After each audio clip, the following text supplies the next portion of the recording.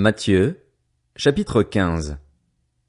Alors des pharisiens et des spécialistes de la loi vinrent de Jérusalem trouver Jésus et dirent: Pourquoi tes disciples transgressent-ils la tradition des anciens? En effet, ils ne se lavent pas les mains quand ils prennent leur repas. Il leur répondit: Et vous? Pourquoi transgressez-vous le commandement de Dieu au profit de votre tradition? En effet, Dieu a dit: Honore ton père et ta mère, et celui qui maudira son père ou sa mère sera puni de mort. Mais d'après vous, celui qui dira à son père ou à sa mère: Ce dont j'aurais pu t'assister est une offrande à Dieu, n'est pas tenu d'honorer son père ou sa mère. Vous annulez ainsi la parole de Dieu au profit de votre tradition. Hypocrite! Ésaïe a bien prophétisé sur vous, quand il a dit: Ce peuple prétend s'approcher de moi et m'honore des lèvres, mais son cœur est éloigné de moi. C'est faussement qu'il m'honore en donnant des enseignements qui sont des commandements humains. Jésus appela la foule à lui et dit: Écoutez-moi et comprenez bien. Ce n'est pas ce qui entre dans la bouche qui rend l'homme impur, mais ce qui sort de la bouche. Voilà ce qui rend l'homme impur. Alors ses disciples s'approchèrent et lui dirent: Sais-tu que les pharisiens ont été scandalisés d'entendre ces paroles? Il répondit: Toute plante que n'a pas plantée mon Père céleste sera déracinée. Laissez-les. Ce sont des aveugles qui conduisent des aveugles. Si un aveugle conduit un aveugle, ils tomberont tous les deux dans un fossé. Pierre prit la parole et lui dit: Explique-nous cette parabole. Jésus dit: Vous aussi, vous êtes encore sans intelligence?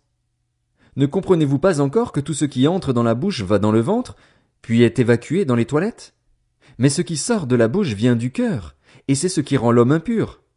En effet, c'est du cœur que viennent les mauvaises pensées, les meurtres, les adultères, l'immoralité sexuelle, les vols, les faux témoignages, les calomnies. Voilà ce qui rend l'homme impur. Mais manger sans s'être lavé les mains, cela ne rend pas l'homme impur. Et Jésus partit de là et se retira dans le territoire de Tyr et de Sidon. Alors une femme cananéenne qui venait de cette région lui cria: Aie pitié de moi, Seigneur, fils de David! Ma fille est cruellement tourmentée par un démon. Il ne lui répondit pas un mot.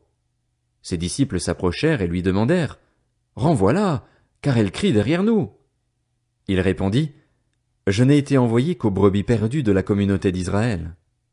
Mais elle vint se prosterner devant lui et dit: Seigneur, secours-moi. Il répondit: Il n'est pas bien de prendre le pain des enfants et de le jeter aux petits chiens. Oui, Seigneur, dit-elle, mais les petits chiens mangent les miettes qui tombent de la table de leur maître. Alors Jésus lui dit: Femme, ta foi est grande, sois traitée conformément à ton désir. À partir de ce moment, sa fille fut guérie. Jésus quitta cet endroit et vint sur les bords du lac de Galilée. Il monta sur la montagne et s'y assit. Une grande foule s'approcha de lui. Il y avait parmi eux des boiteux, des aveugles, des muets, des estropiés et beaucoup d'autres malades.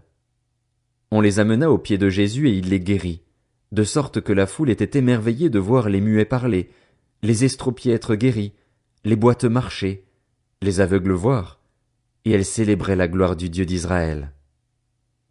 Jésus appela ses disciples et leur dit: Je suis rempli de compassion pour cette foule, car voilà 3 jours qu'ils sont près de moi et ils n'ont rien à manger. Je ne veux pas les renvoyer à jeun, de peur que les forces ne leur manquent en chemin. Les disciples lui dirent: Comment nous procurer dans cet endroit désert assez de pain pour rassasier une si grande foule? Jésus leur demanda: Combien avez-vous de pain? 7, répondirent-ils, et quelques petits poissons. Alors il fit asseoir la foule par terre, prit les 7 pains et les poissons et, après avoir remercié Dieu, il les rompit et les donna à ses disciples, qui les distribuèrent à la foule. Tous mangèrent et furent rassasiés, et l'on emporta 7 corbeilles pleines des morceaux qui restaient. Ceux qui avaient mangé étaient 4000 hommes, sans compter les femmes et les enfants. Ensuite, il renvoya la foule, monta dans la barque et se rendit dans la région de Magdala.